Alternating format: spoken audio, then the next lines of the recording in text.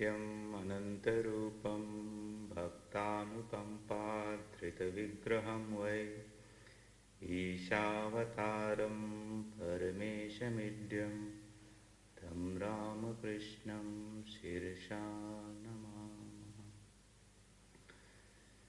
Dear devotees, this morning, we are going to learn a little bit about meditation, and I'm going to give you some training, a guided training on meditation.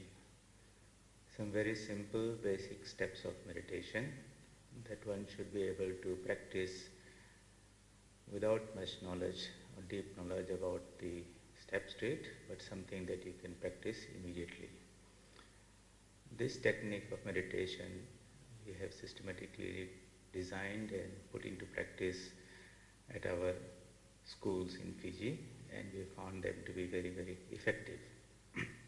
So, in the beginning, I will explain to you the various steps, what we do, how we do, why we do in the particular way, and then we will go through a practical meditation session of say 5-10 minutes of meditation, and then towards the end we will do a little revision. Later on we will make this available in a written printed form through the Vedanta Center of Brisbane website. So what are we trying to do in meditation? Meditation is that ancient technique by which we can develop the concentration of mind. We can withdraw the mind which has a natural tendency to go outwards and turn it inwards introspectively, so that we can enter within ourselves in that inner space which is free from all disturbance and distractions, which is the source of all knowledge and bliss and joy and peace and purity and beauty and all those divine excellences, which in truth is our real self. So we are going to retreat into our own self which is pure consciousness, which has become embodied through the ego, through the mind, and into this body. That is what we are trying to do. We are trying to go back into ourselves. So, how do we recover our balance, our poise, and enter into a space from which nothing can distract us and in which no outside factor can disturb us? That is what we're trying to do. So the first two steps of meditation are some physical things that we do. The posture that we sit in and how we breathe. Then comes the mental exercises of developing that capacity to withdraw the mind from its tendency to repeatedly go out and anchor that mind within ourselves. And by doing this as an exercise repeatedly, the capacity of the mind to settle in within ourselves grows, and we progress in that process, in the practice of meditation. And as we progress, we begin to feel that inner peace and joy and calmness. So it is something that one has to develop through repeated practice, and practice makes perfect. So what is a good time to meditate? The best time to meditate is during the early hours of the morning, or when there is a transition from darkness to light. The dawn is the best time. You'll find that nature at both dawn and dusk becomes very, very calm. The physical world of our body and the outside world, as well as the internal world of our mind, are interconnected. So when nature becomes calm, that is the best time to take that opportunity for the mind to become calm, and we concentrate that in meditation. So the best time is to get up early in the morning when everything is very calm and quiet, when you have rested well, the mind is fresh, when the problems and distractions of the world have not jumped onto our shoulders, so to say, and we are calm and and we utilize that moment of natural calmness to practice meditation. So get up early in the morning, freshen up, take a shower and all that, and prepare yourself physically for that hour of meditation. You might need to have a nice place for your meditation. So in your house you should have a regular place for meditation. A room that's not being used, that's lying empty, can be converted into a little shrine, or some unnecessary furniture and things that might be lying around can be removed, so that you have a specific place, a corner of your house where you can go quietly and spend your time in a contemplation, where there's outside distractions are not there. So if you don't have one, you might like to think about creating one. And so the best time is in the morning and the evenings. The place is a quiet place that you create in your own house somewhere. So in that room, that particular place, you should create an atmosphere of purity, of holiness. You might like to put some photos of divinities, some beautiful flowers, light up a lamp, burn some incense sticks, and in that place you should always have thoughts of purity and holiness and goodness and purity and calmness. So as you practice your meditation there, the vibrations that are generated in that place linger in that place. And later on, if at any time you are disturbed or something, mind is restless, the moment you enter in that room, the vibrations of that place will automatically help you and calm you down. So that is the whole idea behind temples and churches and places of spiritual worship, that the spiritual vibrations that are generated through our practices, through our sadhana, become a surcharge, that is atmosphere. And when we enter in that, it automatically, naturally uplifts us and calms us within. That's the whole idea of building temples and churches, and one can do that in one's own home, ideally. So you have this beautiful place of meditation. You should have a nice seat for meditation in which you sit. So what is wanted in form of posture is something that's steady and which is comfortable. Sthiram sukham. Sthiram means it should be very steady. You should be able to sit in that particular posture for at least 15 minutes to half an hour, and as you sit longer through practice, you will be able to extend the duration of it. And it should be a very comfortable position, so that you are not becoming restless and twitching and feeling some pain in the knees and all that. So the Padmasana or lotus position is very good. You can sit cross-legged, but definitely not reclining on a sofa or something in meditation. The important thing is to keep the back, neck and head in a relaxed, upright position.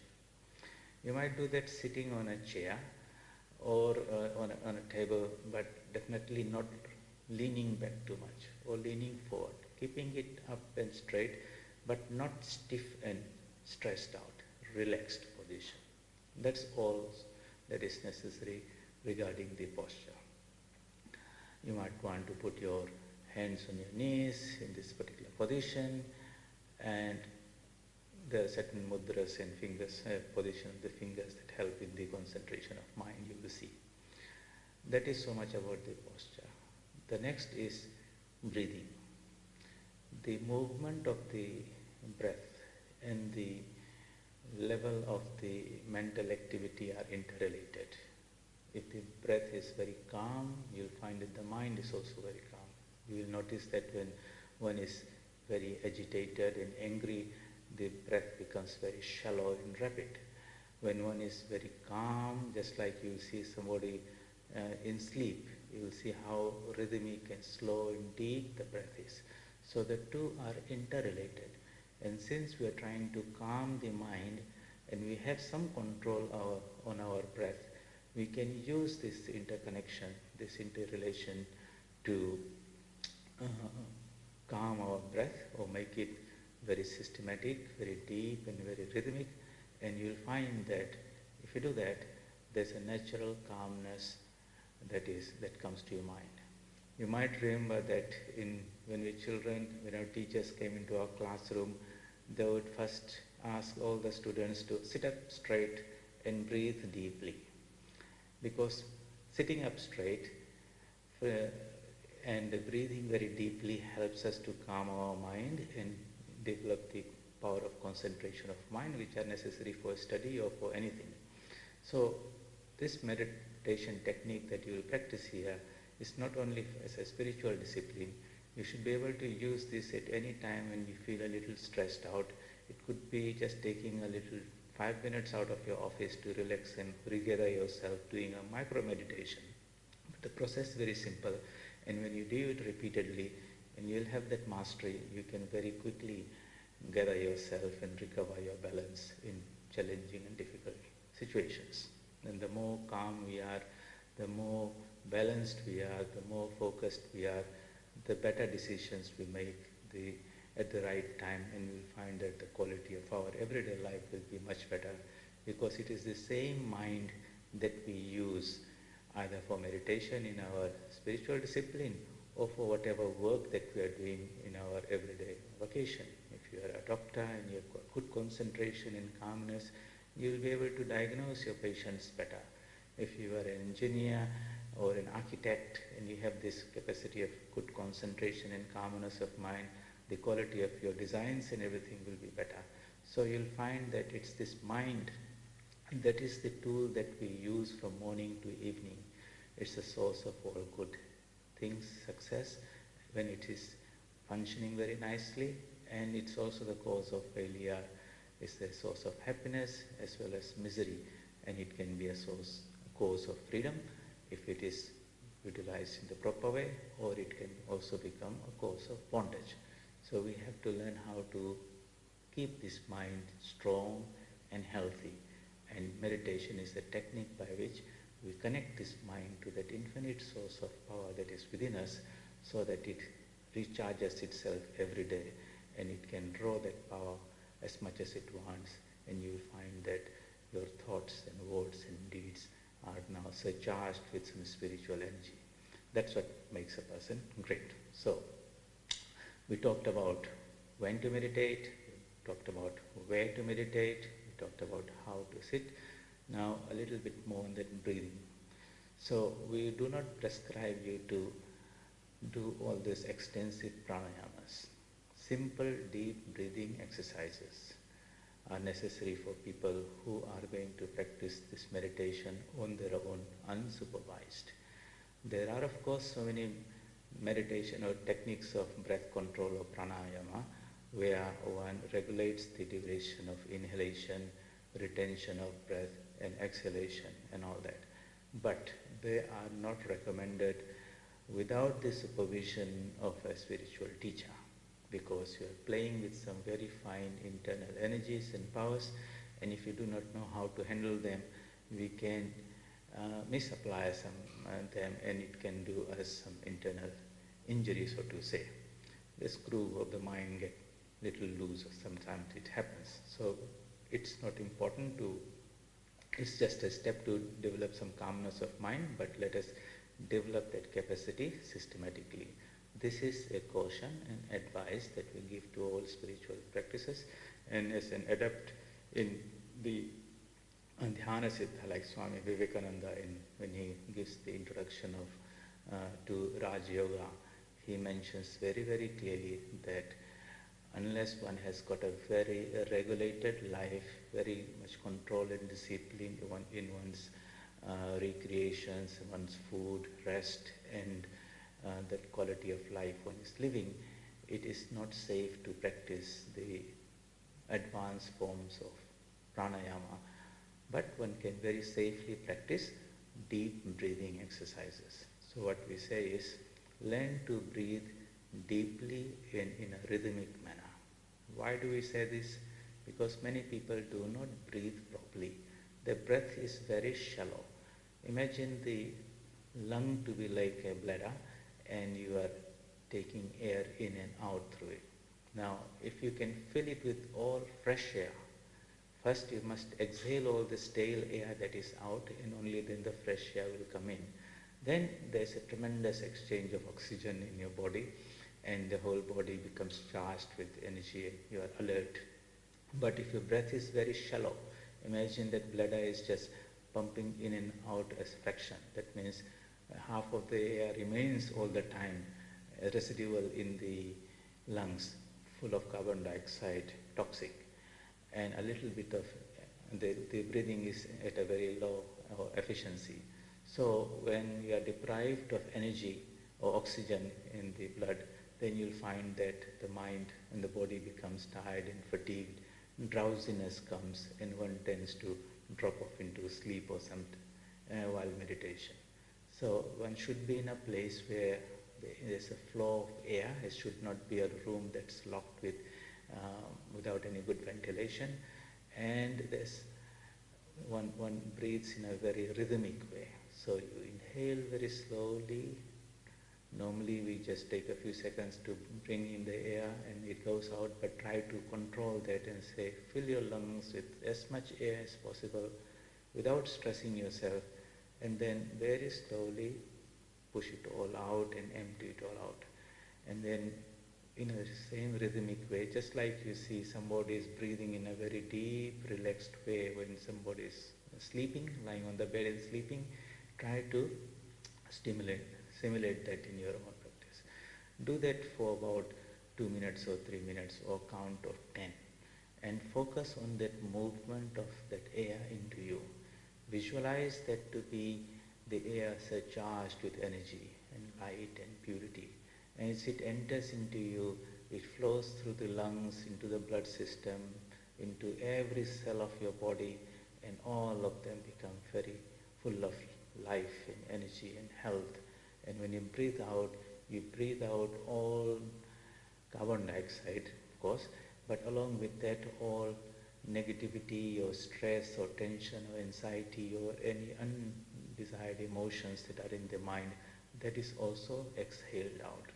And through this visualization, you feel that your whole physical body and mind is now fully charged, rejuvenated, full of freshness. You will feel that. So much so for the posture and breathing. Then one can do this not necessarily only at the time of meditation.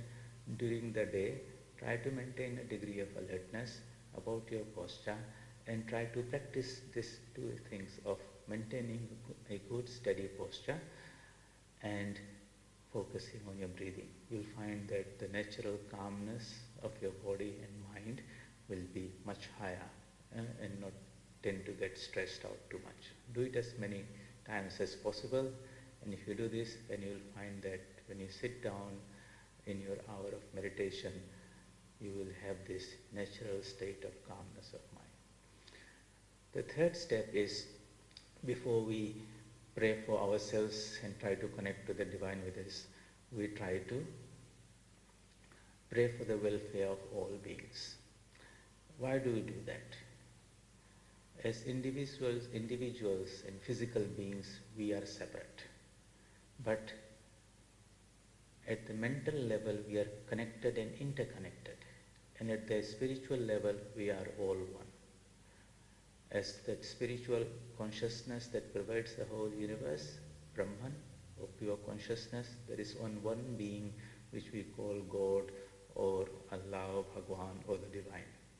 That projects itself into this world, and the first cloth or layer that it puts on itself is the ego. Then it puts a mask, another layer of intelligence. Then it puts another layer called the mind, another layer called the prana, and then finally it puts on the gross body. So really we are that spiritual self that has embodied itself by associating itself through all these layers of matter, so to say, the panchakoshas. In meditation, we are trying to retreat, to return to that state of pure consciousness. So, in this physical state, we think ourselves as bodies, and other bodies are different bodies, so we are separate. But at the mental level, we are connected and interconnected. At the spiritual level, we are all one. So, while we might not be able to physically help somebody by giving something material, But because we are connected and interconnected at the mental level, we can generate powerful thoughts, mental energies, which we can send out to others, and they can receive that energy and be benefited by. So our thoughts are very, very powerful, and we have to understand the power of thoughts. You say something nice to somebody and that person becomes immediately so happy, and you say something unkind or sharp and then other person becomes miserable. We have to understand that there is an energy and a power that goes through words, and we have to learn the art of using that properly. So our thoughts are very, very powerful, and when we pray sincerely for the welfare of others, no matter how far they are, you'll find that in one way or the other, the thoughts reach them and can help them. So, what would be our thoughts? Well, within us is that infinite house, powerhouse of all that we require. And the more we are connected to that, the more balanced, poised, and strong we feel. And that's the best thing we can do to ourselves. So our prayer for ourselves as well as for others would be, may we direct our mind, may we withdraw our mind from the outside distractions in this world and direct it within so that we can connect ourselves to that infinite source. Call it the Atman, the soul, the spirit or whatever, which will then recharge us at all levels of our being, spiritually, morally, mentally, emotionally and physically. And the more that energy flows out from within, the healthier the whole human being is in all these 5 dimensions of his personality. So the prayer would be, may all seek the divine within themselves. May all anchor themselves and connect themselves to that infinite powerhouse which is already within ourselves. And may we all seek that peace that is within us, that beauty that is within us, that strength that is within us, that knowledge and bliss that is within us. That is that powerful thought that we will direct to people who we know need our help, to our friends and families and relatives, to all living beings that we don't know but that in this world are in different states of stress, to all plants and animals and creation throughout the universe. Let our hearts expand, let our thoughts expand in all directions. Visualize your prayers going out to your right, powerful vibrations, and as it reaches out throughout the universe, whosoever it touches, it uplifts them. Visualize your thoughts, prayers going to your left, in front of you, behind you, in all directions, and from you as the center, animate these wonderful positive thoughts for the welfare of all creation. Then we do the meditation proper, in which we try to systematically, repeatedly withdraw the mind from the outside distractions of the world and focus it at one point within ourselves. That point will be within our own heart, in the position of the heart, not the physical heart that's beating, but imagine your whole body to be made of light, so to say. And at the level of the heart, therein you do some mental visualizations. Visualize that there's a beautiful lotus in the center of your heart, fully bloomed. Imagine the petals are all nicely spread out, full of freshness. You can see little dewdrops sitting on those petals, full of fragrance.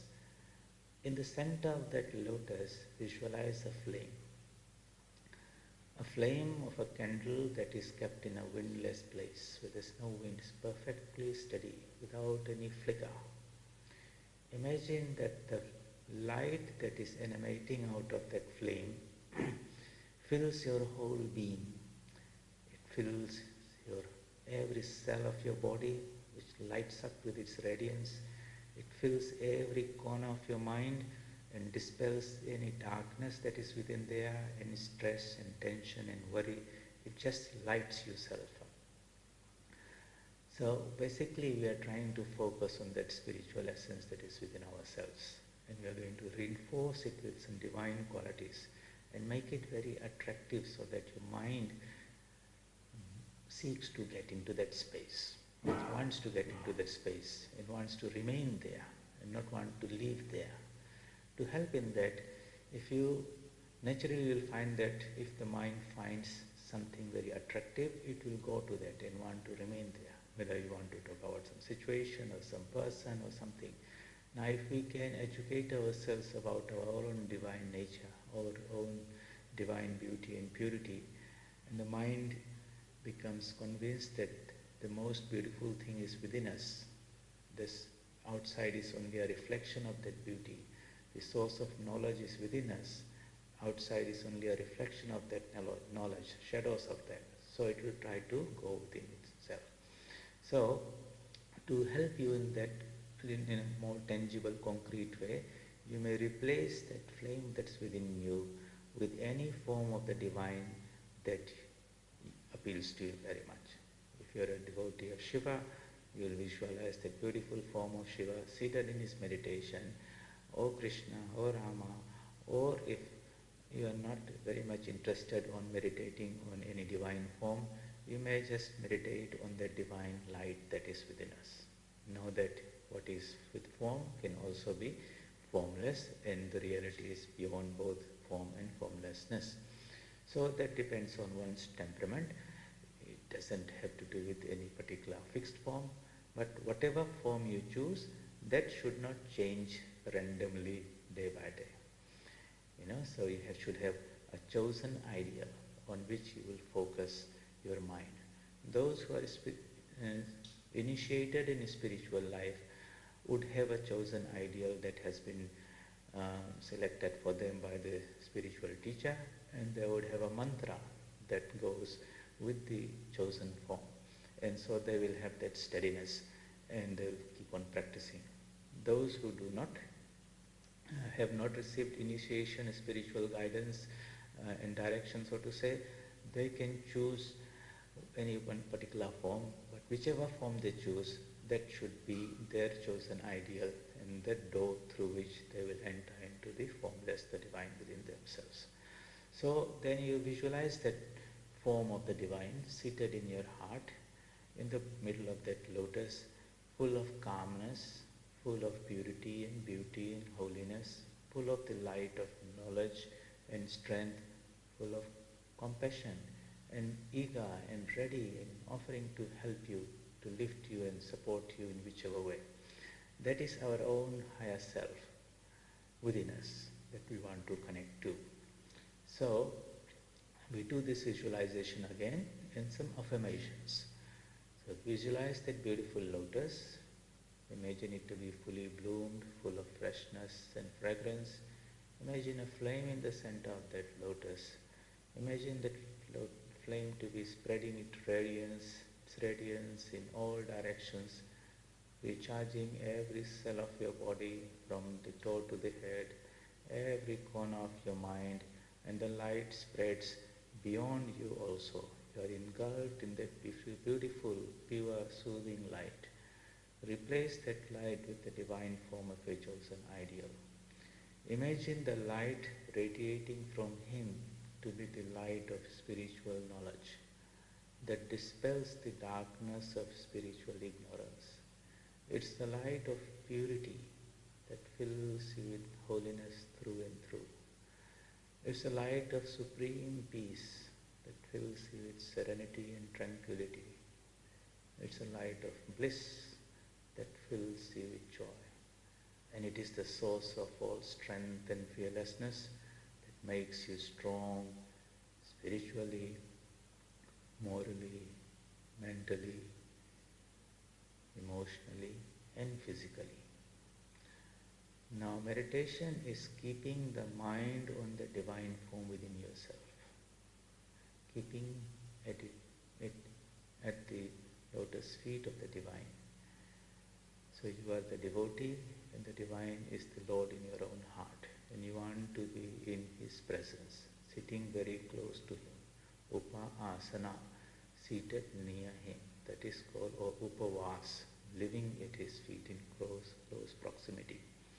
And that is what we should try to do on Ekadasi days, or the true meaning of Ekadasi is to have that closeness and proximity with the divine within yourself. So you visualize the divine form, and to help in your meditation, it is good to have a mantra. The science of mantras is another field.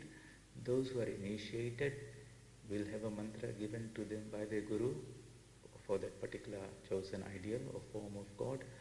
Others can use a mantra, a general form, if you are a devotee or believe in Sri Ramakrishna to be the incarnation of God, the embodiment of all gods and goddesses, then you can use a mantra, Om Sarva Deva Devi Swarupaya Ramakrishnaya Nama. Om is the Supreme Brahman, Sarva Deva Devi, you are the embodiment of all gods and goddesses. To such Ramakrishna, who incarnated for our spiritual welfare, we seek his protection and his blessings for our spiritual development. With that prayerfulness, we approach him. Or if you just wish, you may repeat the universal sound Om in a very rhythmic way. Do the repetition of the mantra that sort of falls in rhythm with your breathing. That slowly will come, but right in the beginning, two things what we are trying to do are we enter into the chamber of our own heart, we visualize the divine presence, and we want to be in close proximity to him. We do that by visualizing his divine form or his divine qualities as we have imagined, and we repeat the mantra. We try to keep the mantra, the repetition in that loop. So when we start with Om, Ah, and we roll through U to M, at the end of M, we make sure that we again catch on to the beginning of the mantra. Otherwise, at that junction, the mind takes a jump out, and next thing you find that it has gone out somewhere. A part of your mind would be watching the whole repetition, and another part would be actively doing the repetition. The details of this we will discuss in tomorrow's class, that is on mind management techniques, the science of it, but today just the practice. And then you sit down in that position and try to do that internal focus. You'll find that now and then the mind will wander off here and there. If you are vigilant, you will catch it quickly and bring it back to the object of your meditation. And you try to make a resolution before your meditation that you will sit down for so many minutes, at least 15 minutes, try to do that. You'll find in the beginning it might be a little difficult, but through practice it will come, and then you will enjoy that peace and repose that you'll get out of it. So after that 15 minutes, you can come out of it, and then because it has been a spiritual discipline and action, there will be a result for that. We offer the fruits of that meditation to the divine that dwells in our own heart.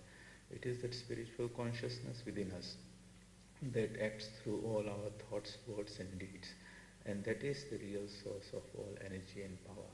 So whatever good work that happens through this machinery or the mechanism of this body and mind, the result of that is to be offered to the divine itself. It should not be appropriated by the ego, because the ego is only the channel through which the power flows through. So we offer the results of that meditation to the divine, and then after meditation one should not simply quickly get up and rush off. One has been able to work hard and bring that mind into a beautiful calm state. So when you finish your meditation, try to soak in that vibration and the energy that you have created. At that time you might want to read something spiritual. The mind is very calm and finely tuned, and at that hour when you read the scriptures, they reveal themselves more because the mind is now in its best condition for the whole day, so to say. So, and then when you leave the place, try to visualize that you have not gone out of the shrine and left the Lord sitting in the shrine, but imagine and always feel that you have invoked His presence in the center of your own heart. He is your eternal companion, and He'll be traveling with you, watching you, guiding you, observing you, and protecting you in whatever we do. Live in the divine presence during the day, And whenever there is any problem or distress, instead of running outside for any help, try to go inside and seek that counsel and that communion within you.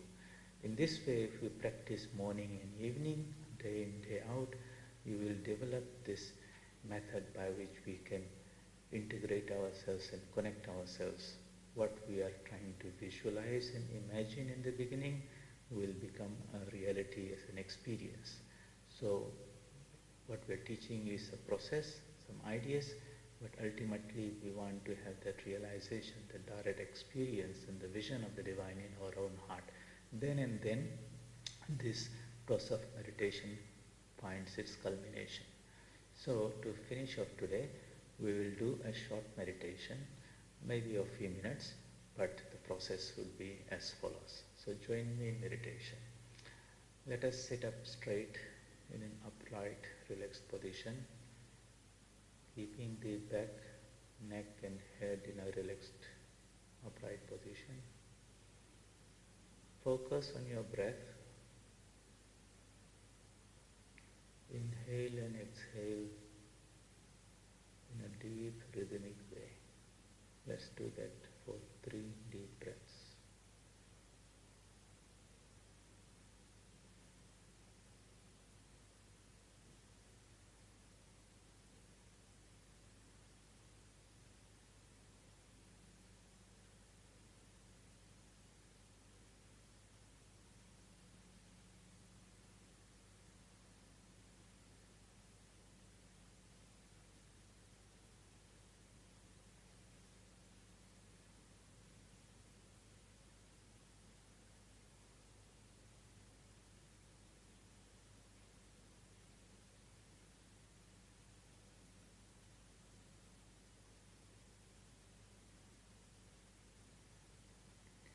I've done it for 3 deep breaths. Let us pray for the welfare of all. May all be peaceful and joyful. May all seek the divine that's within themselves, the source of all purity, beauty, joy, strength, fearlessness. May our thoughts spread throughout the world and help those who need. Visualize your powerful prayers reaching out to your right, to your left, in front, behind, and in all directions. Now withdraw your mind from the outside world and focus in the center of your heart. Visualize a beautiful lotus therein, fully bloomed, full of freshness and fragrance.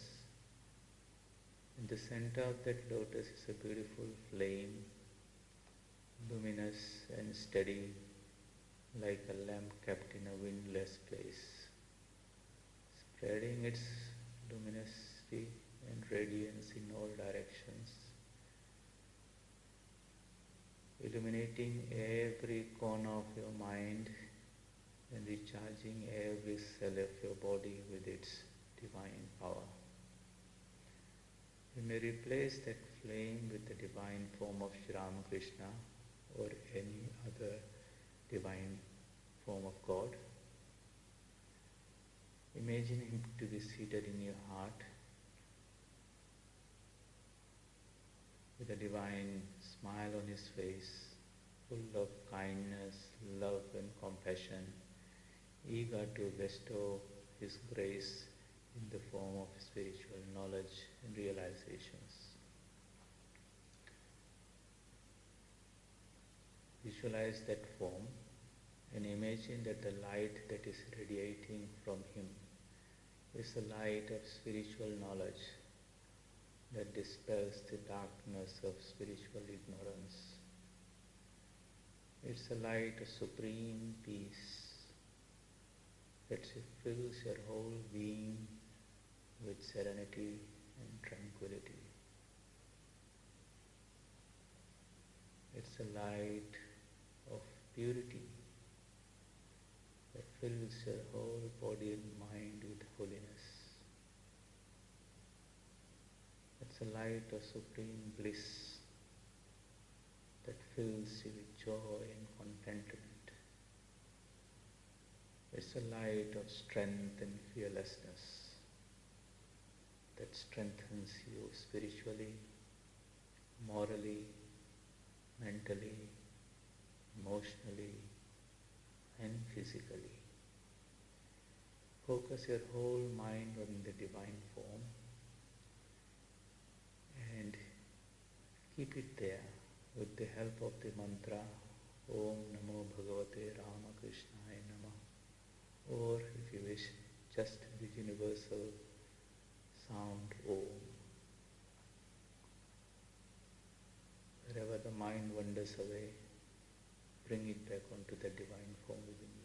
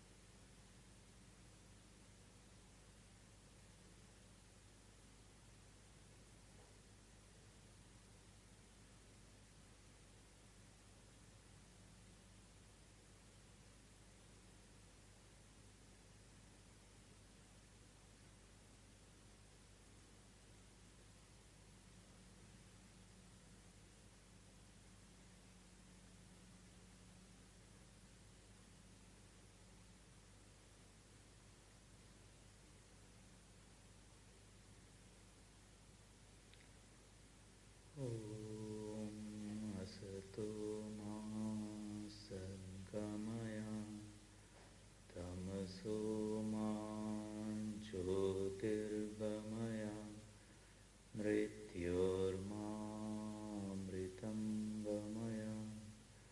Om Shanti Shanti Shanti. Hari Om Tat Sat.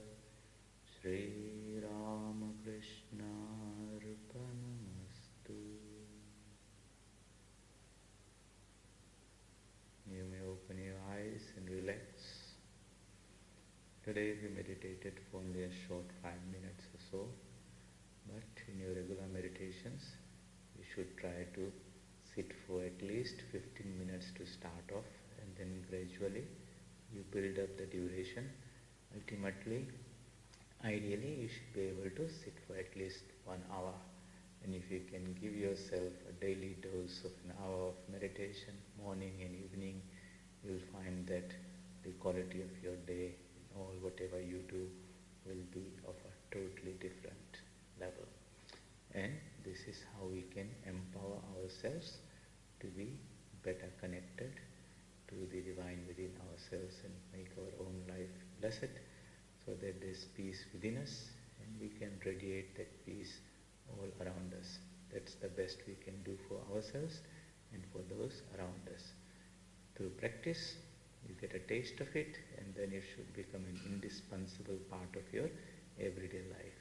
And then we can really enjoy this life in a much better way. So I wish you will all take up this meditation sincerely. What we have taught is a very simple beginner's level of meditation. As you practice, there are other techniques to make it better and go deeper, but this is something that you can do on your own safely at the start. Tomorrow at 11 o'clock we will have a class on mind management techniques, wherein I'll try to explain to you in a very simple way the nature of the mind, how it functions and how we can manage it and be in more control of it, how we can empower ourselves to be masters of the mind, not slaves of the mind, so to say. So we look forward to seeing you tomorrow. Namaste.